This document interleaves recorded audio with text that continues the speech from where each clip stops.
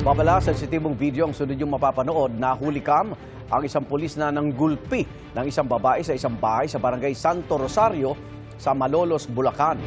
At sa kuha ng CCTV, kitang nag-uusap ang pulis at ang babae nang biglang sampalin ng babae ang pulis.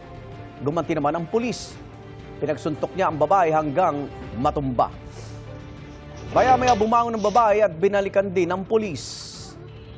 Nagtulakan ng dalawa hanggang sa matumba. Ayon sa Malolos City Police, nangyaring insidente noong March 12 pero kahapon lang naiulat sa pulisya. Binawi na ang armas ng pulis at isinailalim siya sa restricted custody. Ihanda na ang kasong administratibo at kriminal laban sa pulis. Sinisikap pang makunan siya ng pahayag at sinubukan ding kunan ng pahayag ang babae pero hindi pa raw siya handang magbigay ng panayam.